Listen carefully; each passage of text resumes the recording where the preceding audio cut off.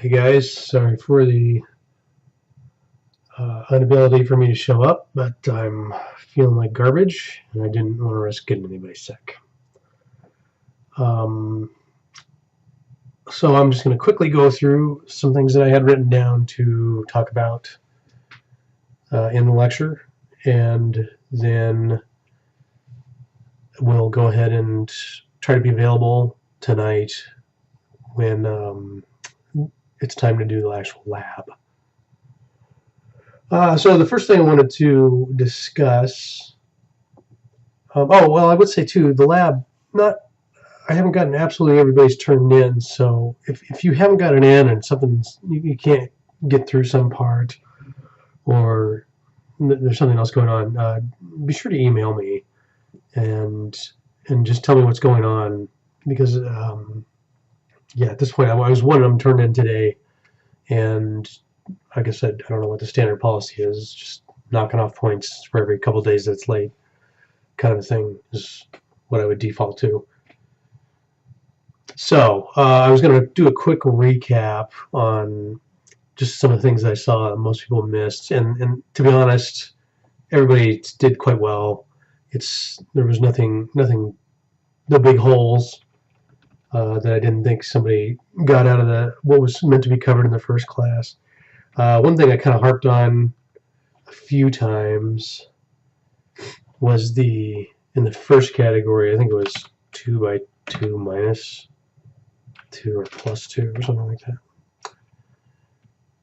Didn't get that wrong, right? It was 4. I don't have it in front of me, so that helps a lot. 2 divided by 2.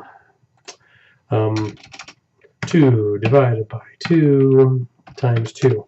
So a lot of people just put 2 there. That is a little bit different than, if you'll notice, in a multiplication, and all the other answers you had, including the mod, you get integers. And in this case, the thing that was notable here is that in the case of a divide, you're going to end up with a floating point number, just 2.0. Not a big deal, just it was something worth noting. No issues on the other section. Return the value and just. Probably the only other thing was this guy, this last problem. Maybe the question was worded very well, but the idea was you have to define a function that says hello, and then the parameter is meant to be a list. So here's a list, and you can call it, and then it's supposed to look at the length of the list, and only if the length of the list is greater than 5, then it's meant to print a greeting to every item on that list. And otherwise, if the list isn't big enough, it just says list not big enough. So the output should actually look like that right there. In the first case here, this list only has 5 things on it, and so that's not big enough. And then went ahead and added 1 more to it, and then so we get 6 outputs. Small things, just small things. As I try not to be, hopefully I wasn't too critical. Okay, so I was gonna, in this same vein, I was gonna talk about lists and tuples and dictionaries a little bit more in more detail. Oh, actually, you know what? I'll back up. One other, two other things that I would take away from that maybe not isn't very clear, especially if you came from only working in this console as opposed to working in a environment, a terminal environment, and then running scripts. A script only knows about the things in its reference frame here inside the file itself. So if I declare any variables in here, then this script will know about them. So this script is going to know about A, and it's going to know about B. Now, when I call that from this shell, when I call this script,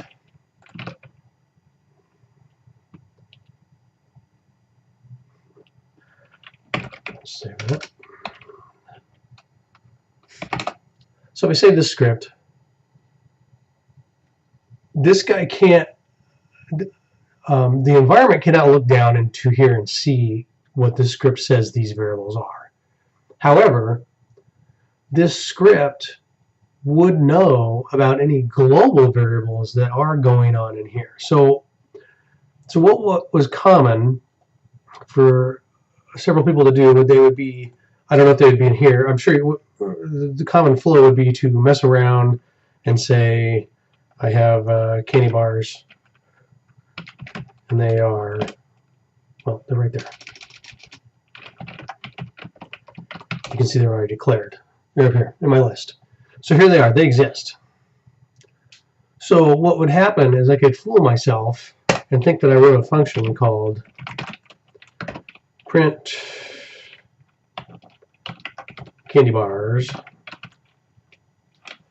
Let's say there's no thing, and I make some assumptions, and I just say go ahead and print.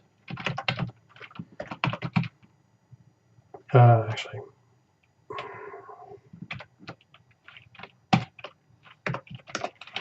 right, gotta do this, right?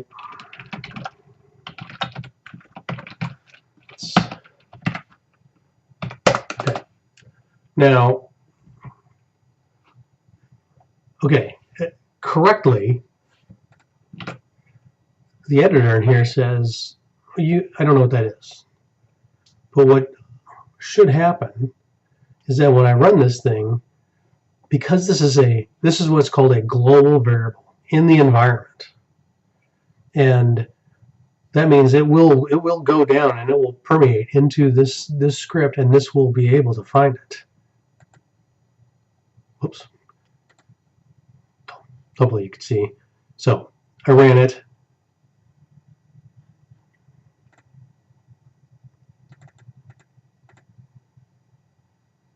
Well, genius. Let's go ahead and call it once, shall we?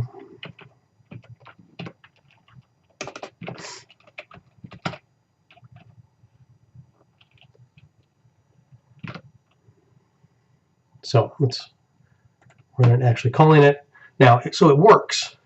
So it worked in here, and I was developing my little function file in here, and I got success when I ran this file. But if I turn this, if I submit this file, and you can see that, like, for instance, candy bars is not a parameter, then for the sake of me, a person trying to look at something that you've done, I'm going to say, well, look, I mean, this thing is complaining. I don't know what this is, and I don't see how this is going to work. Even though it would work on your system when you had it like this. So one good test, if you want to double check everything, is you can clear all the variables that are in all the global variables in your environment. So get rid of those guys, and then if I try to run this script again here, it'll die, and it will say I don't know what candy bars is. So if it was a global variable in here, it'll go down into the script that you're running. But if it's not, or if it's a variable that's defined in here, that will not come. That's not true. The A and B even came back up, and then were defined as global variables. Because they were defined global here, they came back up here. These are just scripts. These are not,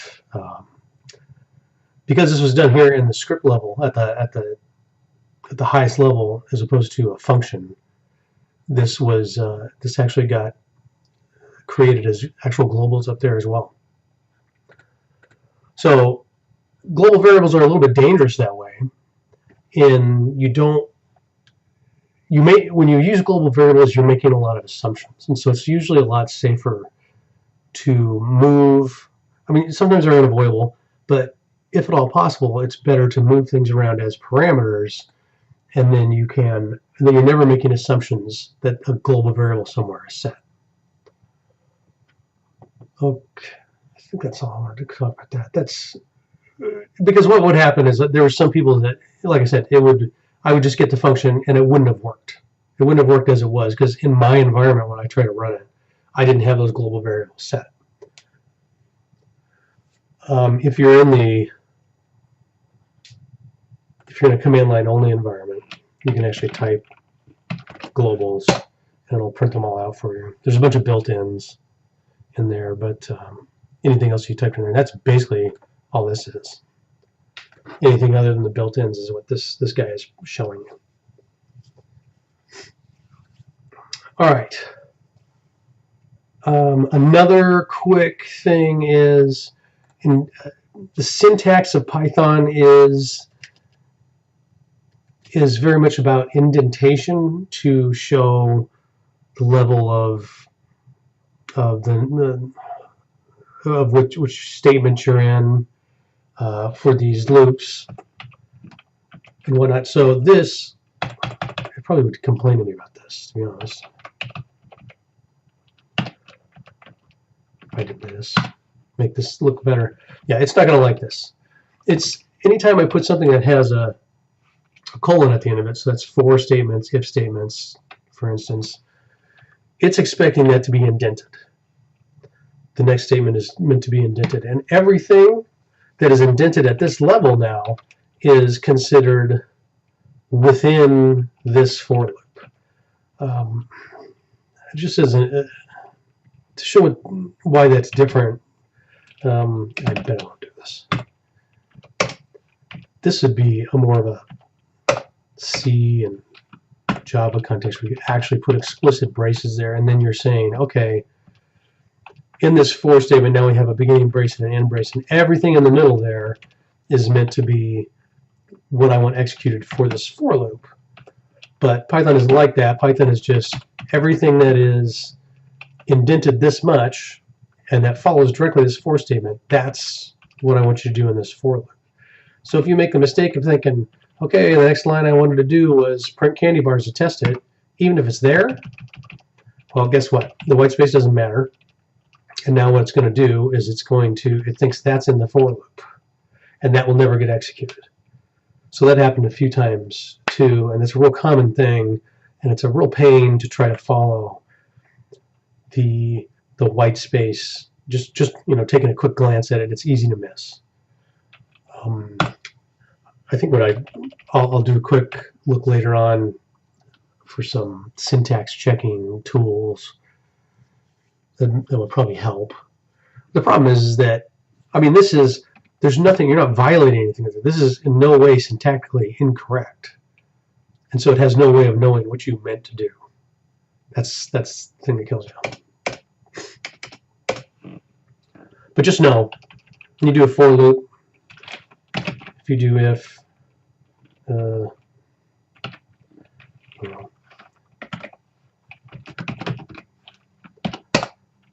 it's greater than 9, something like this.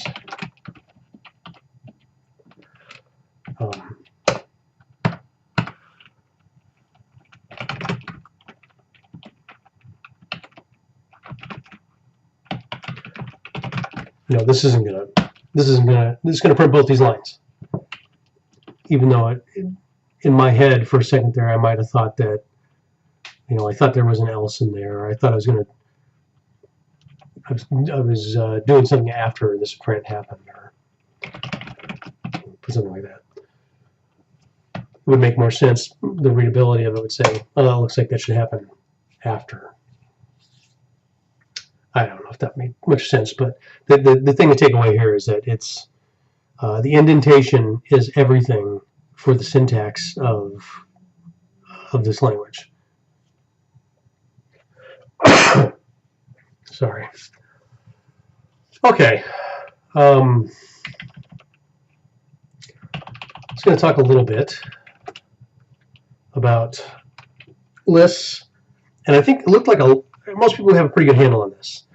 But what we have is generally speaking, lists, tuples or tuples, and dictionaries. So what you've been working with primarily is a list, and a list is just a sequence of things, and it really could be anything. I mean, for the most part, we work with either letters or numbers, but a list of numbers, okay, and it's used with these square brackets.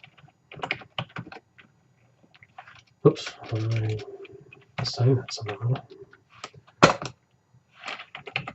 So when it's a square brackets, it's a list, and lists and tuples are very, very similar. The biggest single difference between them is that lists are mutable and tuples are immutable. And all that means is that in lists you can modify anything you want. You can add, remove, change values in there. And if it's immutable, you cannot change it. So a tuple is created with a parentheses instead.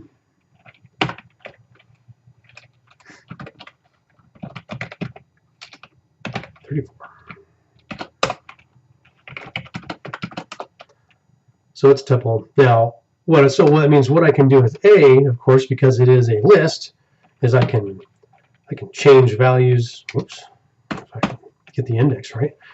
I can change values in it to be this, right? That's okay.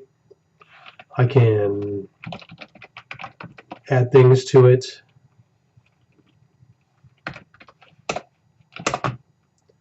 Right? B is very much not like that.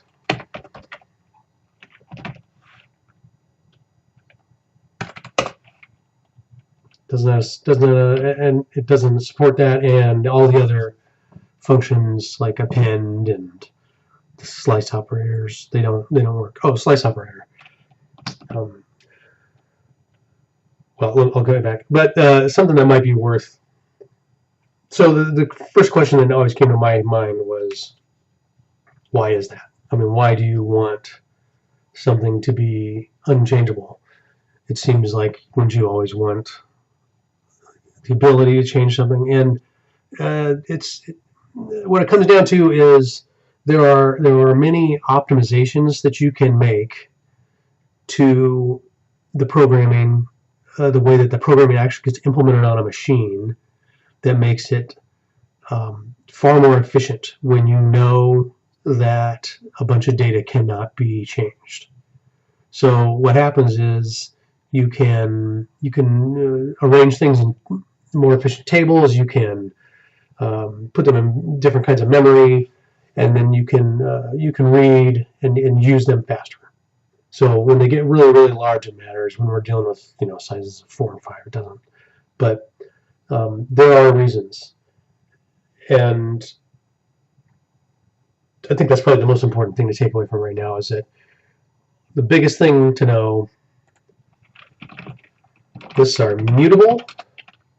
I'll be curious to know if anybody knew that was actually what I said. My voice sounds like complete garbage right now. And tuples are immutable.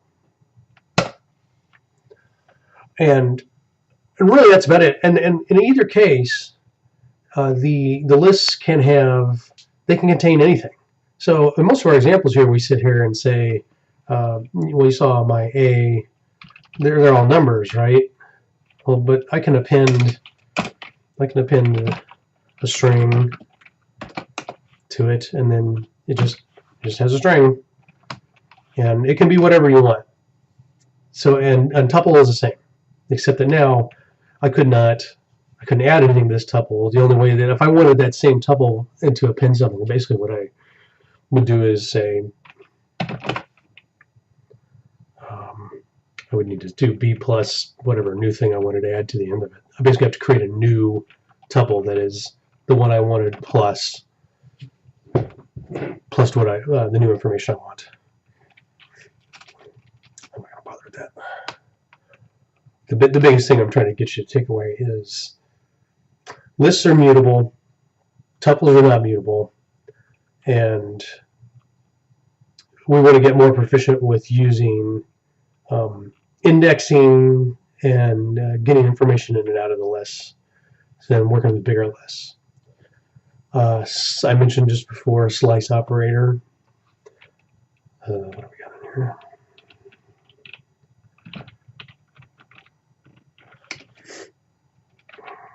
Let's add a couple more things to this. Oh, you can add another list, by the way.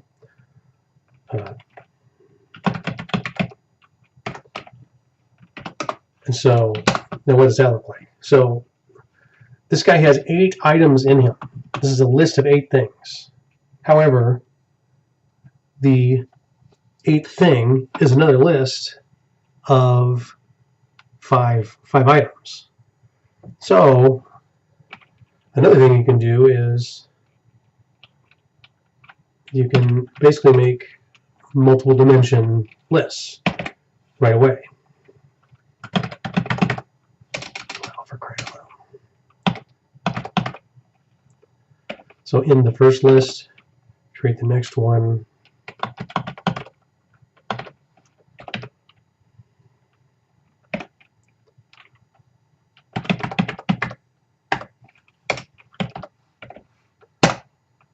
Right, and so it doesn't print it well, but it's trying to represent there that in X there are only 3 items in that list in X, but X0 is a list of 5 things, so that means I can reference it like a 2D array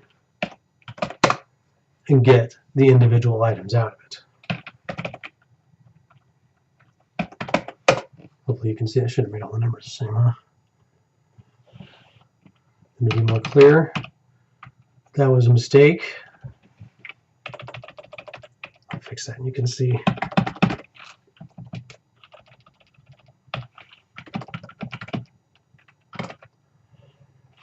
I'm working so hard to make them the same length that it doesn't matter. Okay, so the origin, if you will, is 1, right? And then the bottommost right of this, should just make 3 by 3. This 3 by 4, it should be 13, so that would be 2 and 3. Oops.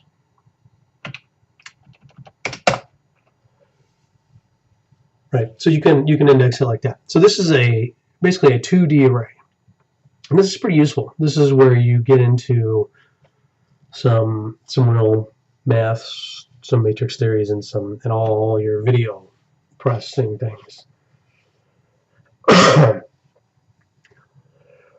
I got ahead of myself maybe just a little bit, but that is good to know. Okay, I'm going to take one step back. We will look at this in a different flavor here in about 5 minutes. So back to say, lists are mutable, tuples are immutable. There is the case though of strings, and strings are just a list of characters, and then they have some of their own functions. So what that means is when I make a string that's okay, this is considered a string, and that is a type. But a string is just a list of characters. And character just means, right, the little things that we use that are ASCII. The big difference between a string and normal list is it doesn't have all the same functionality. And let me set some examples up here. I'll show you. Okay, I was just realizing that I meant to go back and made a comment about the slice operator, and I didn't actually get back to it. Let me quickly show that. Slice operator is just basically pulling a sublist out of a list. And it's so for X that I have 3 rows of 5 there. If I wanted to, say, take the last 2 elements out of the second row. So second row, take elements 2 to 3 out.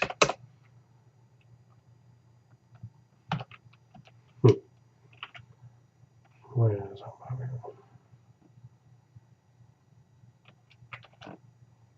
1, 2, 3.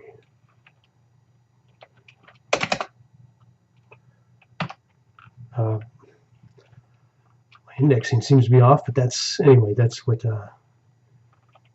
you get the idea. If I make it simpler.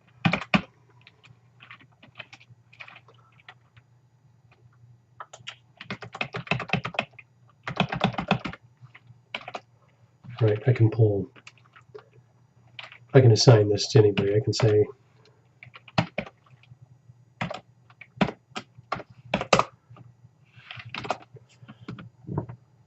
so I can get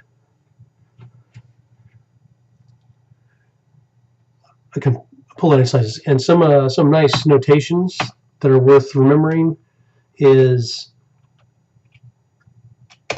the last element can also be referred. Well, you can actually index anything with negative numbers, where the last element is -1. So the last element is -1, and then it just what happened, and so on. So if there was a time that you wanted to get the last 2 elements of a list, you can get that. It's funny. That is what one way to get it, and that also answers. There was not much, but just a little bit of question about you could also do it this way, right? Well, sorry, it has to be -1. The length is actually longer, right, than the index, 0 base index. So you can do it this way and get there, or you can do it, and I think that basically what this means is the reason it's like this way is just shorthand. I think it's pretty slick. Okay, so that is called the slice. The slice is when you basically bracketize and put a colon in between the 2 indexes that you care about. So, okay, so I just made a string here. I'm going to go back to strings. Strings. It's an immutable list. Can't change it. And I wrote a string in there. I got rid of it.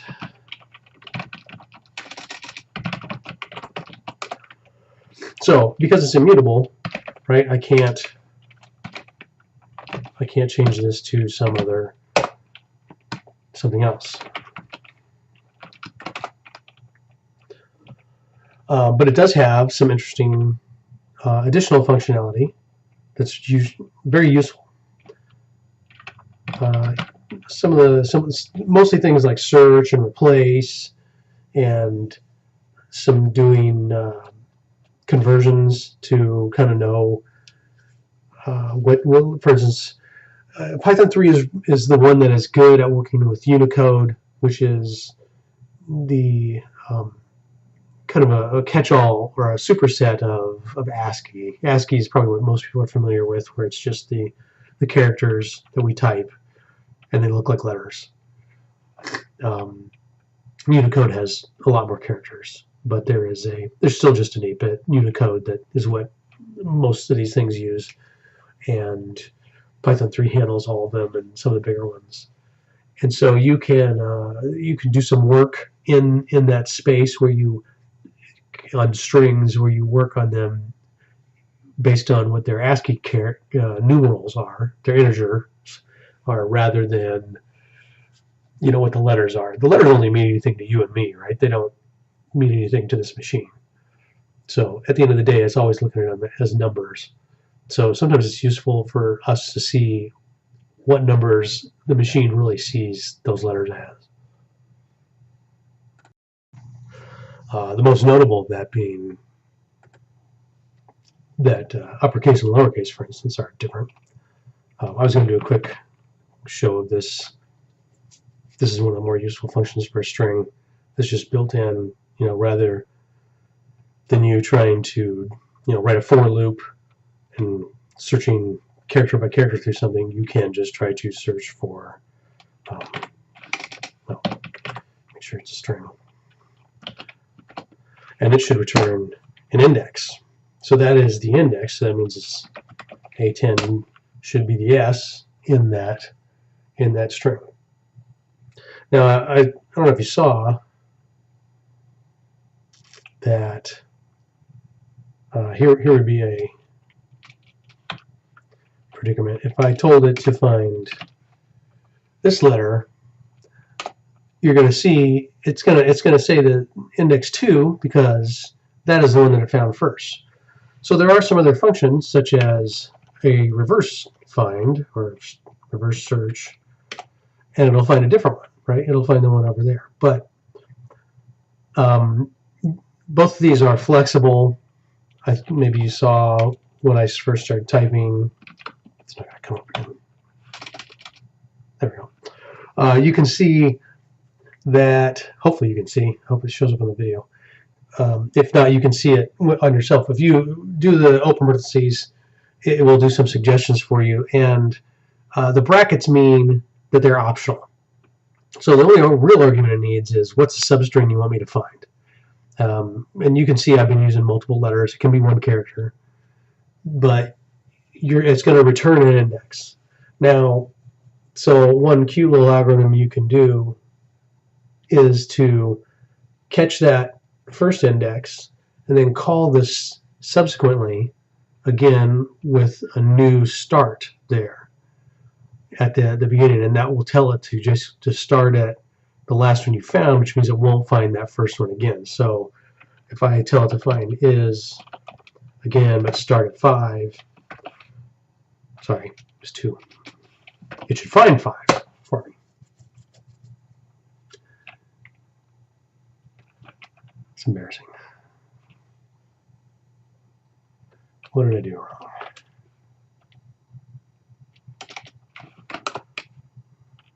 Oh, let's just see. You have to get beyond that, huh?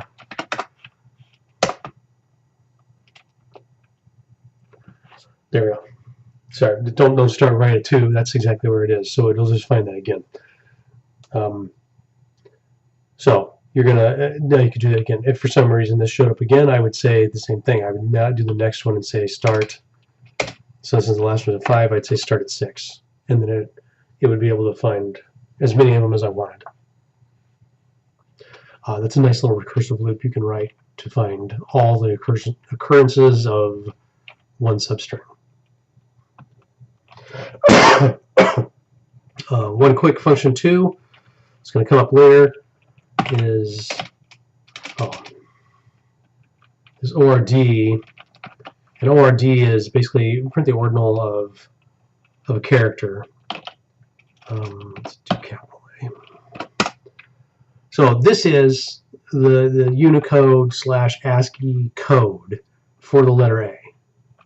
And like I said, everything has a number. This is what the actual Unicodes are when you type. So one thing we can do,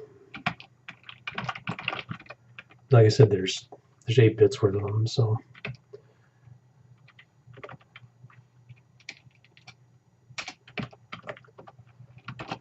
we could print them out. All right. Oh, the opposite of ORD is CHR. So ORD goes from letter to Unicode, and CHR is the character of some numeral. So print them all.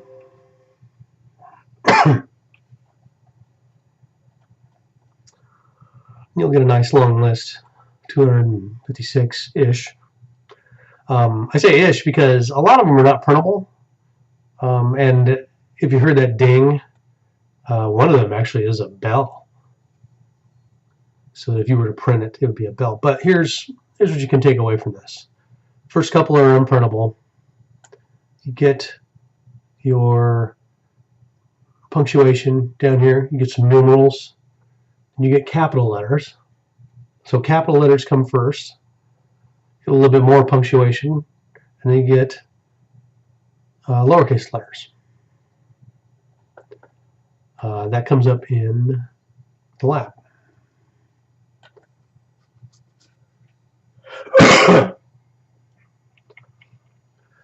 So strings have a lot of fun functions to do some special string things.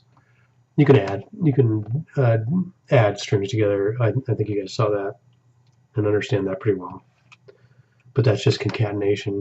You're not changing anything, right? You're not changing that string. You're just taking the first one and concatenating something else to it. So strings are immutable. Lists, as a generic term, are mutable. And tuples are not. They're immutable. Can't be changed. A dictionary, then, is kind of a different animal. And I would just say that it's like a mapping. So they're a mapping from a key to a single value. This is what makes them kind of quite a bit different. They're quite a bit different animals. So remember, I mean, a list and tuples could have any number of things in them, and they could be of any types. But you know, it was just a question of whether they were mutable or not. But a dictionary is basically just a series of keys that correspond to one other value. And so the sort of classic example of that would be, hang on, I'll show you. The classic example would be an actual dictionary, right? Different language dictionary. So we can. This is actually straight out of that Think Python book. But if we wanted to go English, Spanish, first we have to set it up as a dictionary. Right? We can always do this to make sure. Everyone know. But what makes the keys interesting in this is everything that's indexed and you trying to get information out of lists and tuples, they are indexed by integers. You say, too bad I scroll all the way back, but nice.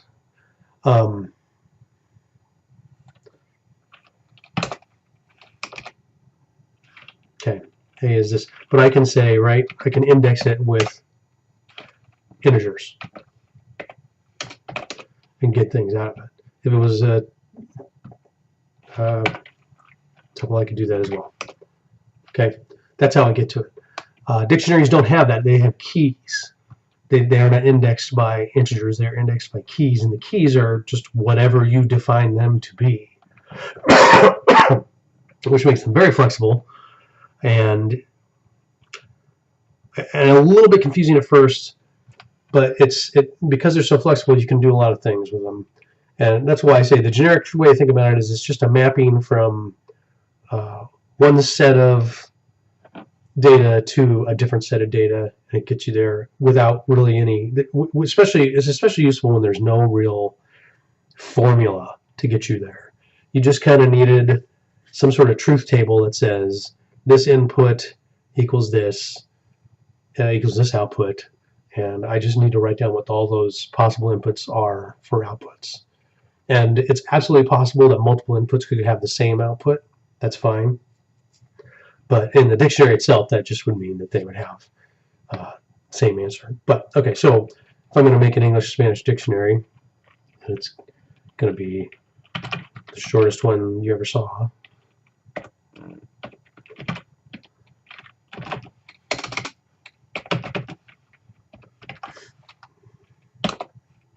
Okay, so that's saved as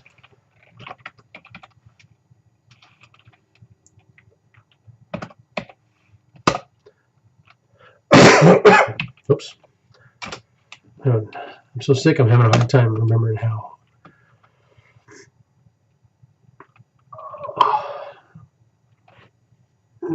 indexing works.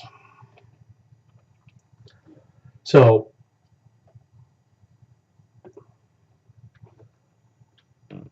the key is a 1. Well, so this is what I just said. I don't know what I'm trying to show you here. I'm proving my point. Let's say that. I can't index it with an integer. So I just said that, and now I've proved it. That's what I was doing. And so instead, right, I can do it that way. And that's the only way I can get the answer I want.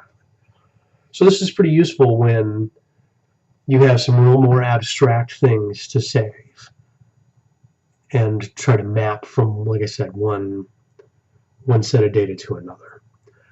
We won't get too much more into it from here right now, but we'll do more with it later. But it's just getting that general idea. Okay, so that's, I think, the biggest takeaway here is dictionaries mapping a key to a single value. And it's a general rule. This isn't a hard and fast rule, but it's generally a one-way direction, which means given a key, it's very easy and fast to get a value. Nice. But because it's possible to have more than one value for the same key. No, sorry. It's possible that more than one key have the same value.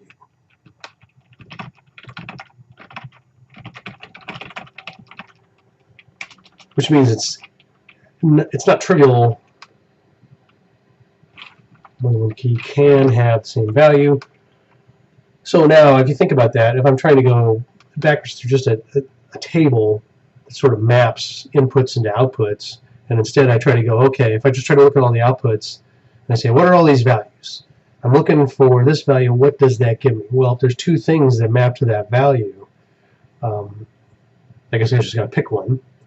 And then in some cases, there could be a valid output that is not in that dictionary. And so then you would say, well, there's no right answer. So it can be tricky. It's generally speaking, you're going to consider it a one-way process. I hope that makes sense.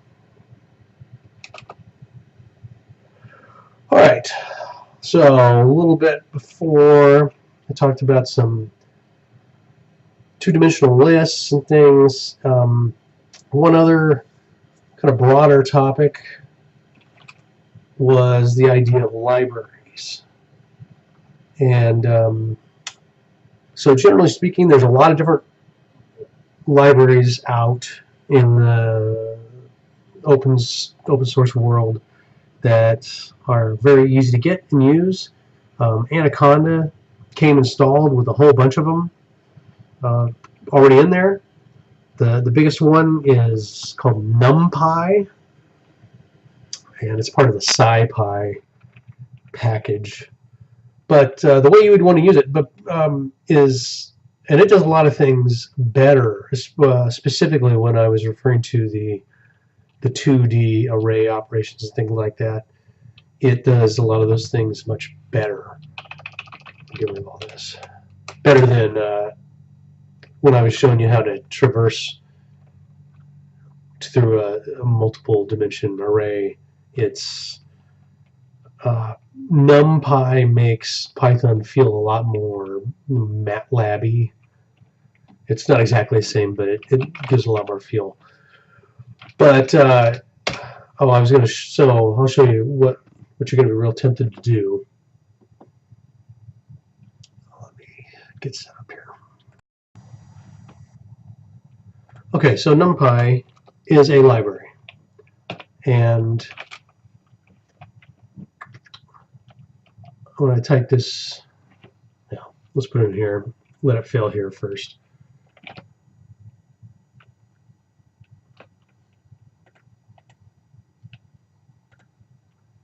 I remember that. Okay. Well, this is already telling me what I want to know. This says I don't know what that is. And so, in order to bring in a library into your code, and you would have to do this in the interactive environment as well. If I said something like np random, np is numpy, np random, and then just random numbers. Oh, now you see the stuff I tried to paste in there? You're great. Okay. It doesn't matter. It doesn't know what it is. So I have to do an import. So import is basically just telling the system to go grab this library and pull it in and just show me what files, what functions it has available for me to call. Otherwise, you don't even know anything about them.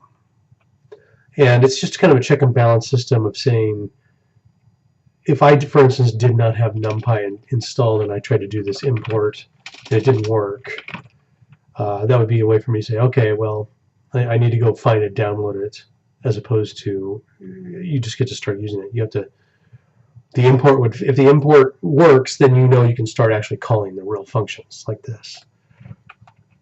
I'm not going to do it here.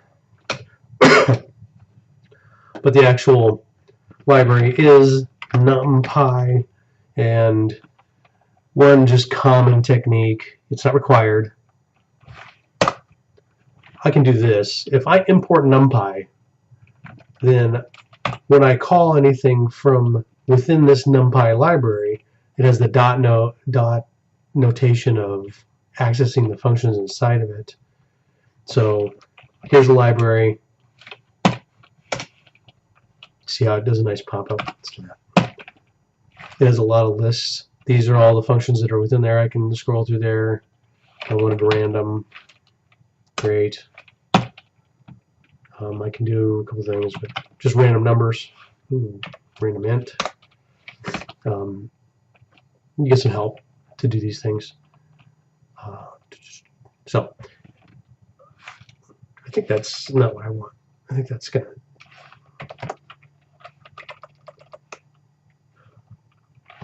I know rand was this. If I did 100, this would give me just 100 digits. Let me do a quick experiment, make sure I know what's going on.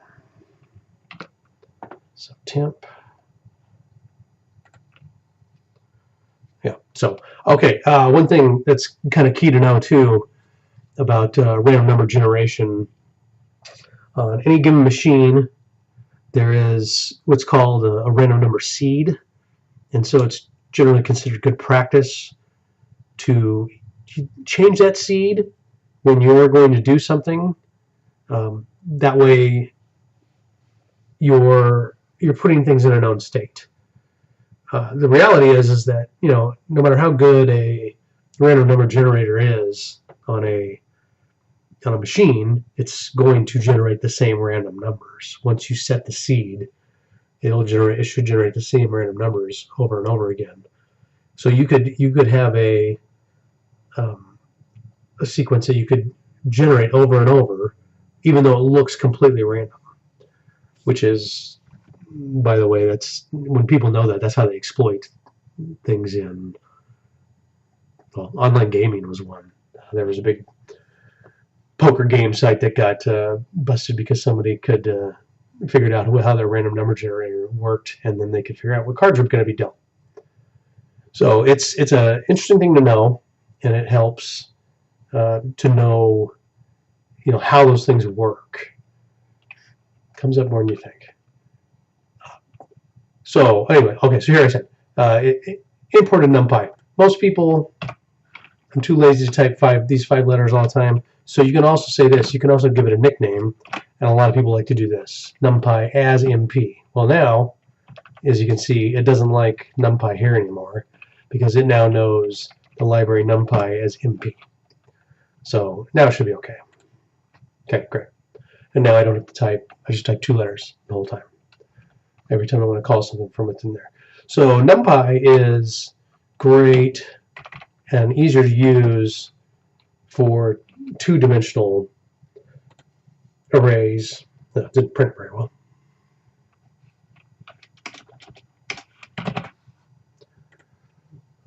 But there, that to me is a much more MATLAB-y look and easy to read format than when I tried to make the 3x3, well, 3x4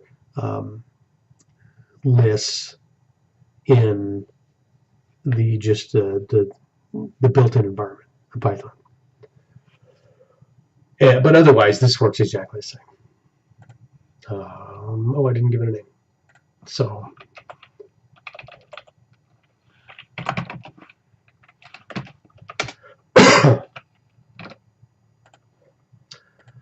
now, but I can access these the same. Okay. So one interesting thing that comes up from this is you'll want to, oh, sorry, got distracted. You'll want to, a lot of times, build multiple dimension arrays, and then you do something with them. So now that I have this multiple dimension array, the way to go and check every single thing in them is to make, a for loop for each axis that you have to work on. Let me show you how that would work.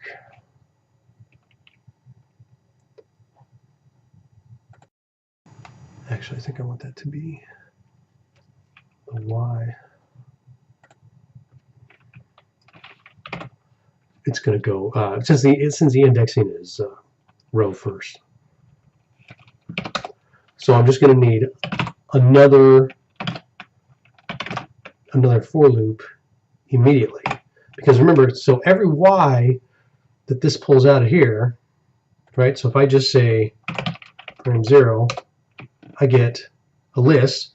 It would be a list in built-in Python, but here it is. They call it an array. So they're interchangeable. This is, again, just more of a MATLAB kind of feel to it. But I get an array that is 1 by 3. So now I need to, if I want to check every single element in this whole table, I need to iterate through this as well. So that's what the second loop would be. So make a new iterator in Y, and then, I don't know, do something. I think that should be good. And you can get them, I mean, that would just be a simple thing to do where you can print them all out singly, or at least, or do something with them in this area. Another really good, useful, and I hope to get everybody real familiar with a library that uses a lot, is called Time. Wow. I need to take a break. Time is just a library that will read the machine's clock, and you can measure performance with it. So the most typical thing you want to do is come up with a start time,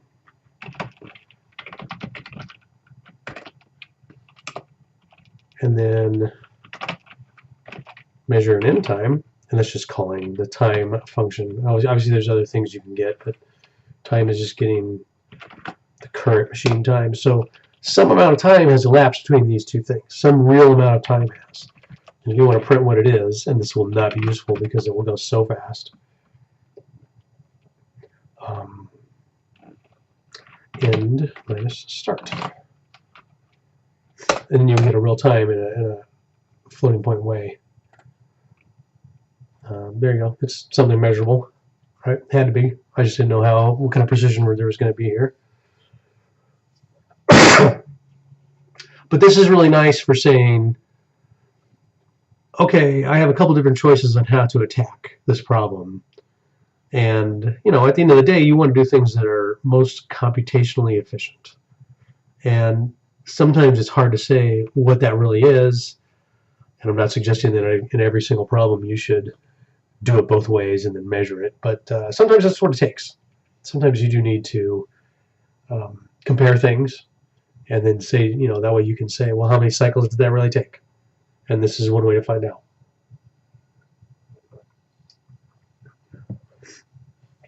Another basic, I think we gotta start wrapping this up, huh? Another basic one, okay, last thing. A basic tool that's, I think it's built in. I don't think you have to do any, well, we're gonna find out. I don't think you have to import an actual library to do this, but a general topic that is useful is the idea of file I/O, input-output. And file I/O is different than using variables within this environment.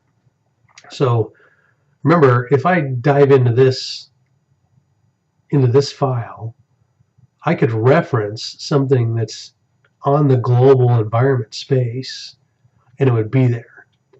But many times there are files on the disk, right? And it might have data in it, and you would want to get to that data and use it, because that way you can get data from somebody else and share it, and then you can read it in and compare it. So that's going to be when, you know, somebody's going to give you some kind of file. So it's not as simple as just saying like you know, my data equals file.txt that was living on your machine. You have to go through some explicit steps, and the basic steps are you're going to open up what's called a file handle to the actual file, and all that is basically an object that knows how to walk through. It puts a pointer onto the disk somewhere, and it just walks through there and reads and gives you the data bytes at a time, and then we'll tell you when there's no more data left.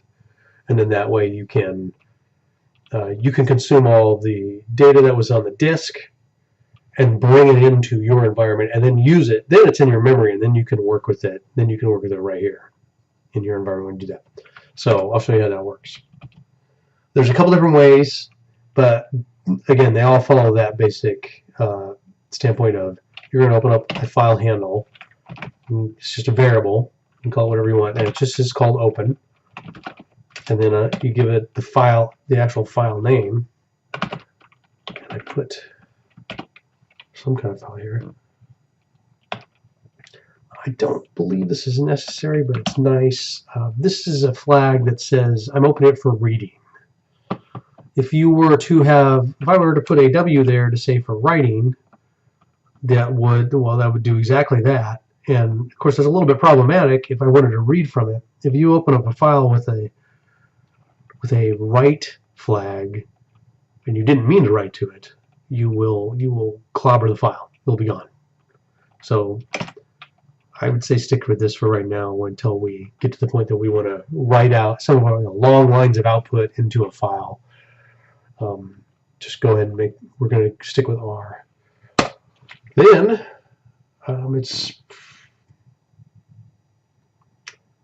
there's so many choices here. I'm trying to think of which one it would be. Here's what I think you're going to like the best. You can read let's just read the whole file in one chunk.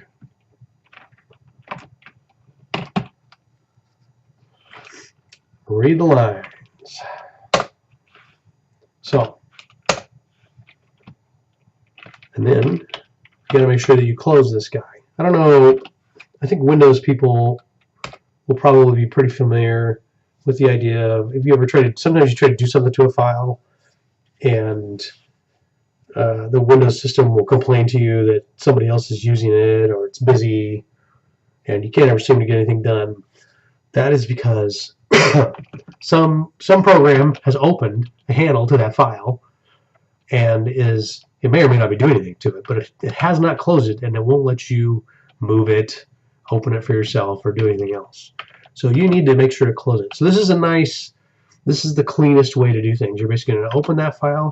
You're going to, as quickly as you can, read everything out of it. Now, this list, which is what readlines returns, contains all the contents of that file in there, and then you close it, and everything should be safe for if something else needs to use it. And then it's just, you can go through each line in here and do whatever you want.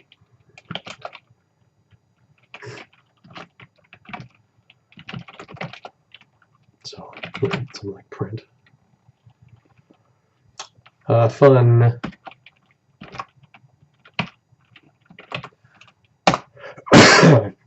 This is a fun function. What that does is it strips away the white space in the new lines and things like that from the line. So if you had extra characters there that were like that, I would recommend. Let me point you to that page. I do a whole lot of looking up things in the reference.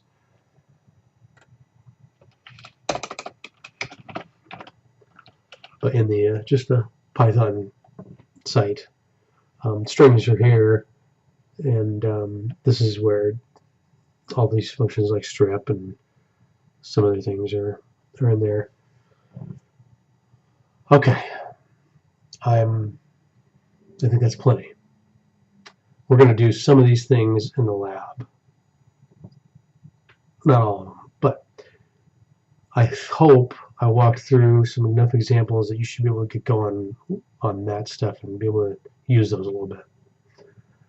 And my voice is fried. So I hope to be able to chat or communicate with you guys yet tonight. I would say my first choice would be if there's any sort of online chat thing, a Skype or even just the comments, going back and forth in the comments. Oh, I was going to show that.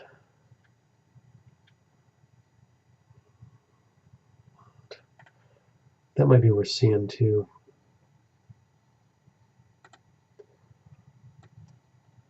I don't know if you can see this, but if I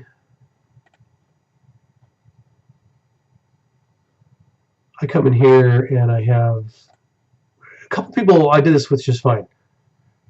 But you can, if you have an issue or anything else, I don't think I checked any code here. Oh yeah, I did.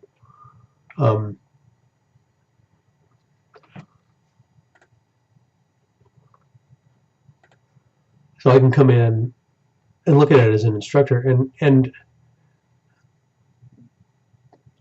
you can make comments that are in specific lines, and this is really helpful. So if you want to ask me any questions, say like, hey, I'm trying to do this, and I'm not sure, or I want this to print to print out XYZ, but it's not working. Any advice, something like that. And I should get that on my side, and then I can come in and I can write replies to it. And if not, straight up in the issues back and forth that we've already started, I should have started with everybody. And if not that, I should be on Skype as well. All right, everybody. Apologies again for this weird setup. I just hope I'm better next week, and I think it should go a lot smoother after that. I'll check the lab in here shortly, and then you can we can go back and forth and try to get through it. Thanks.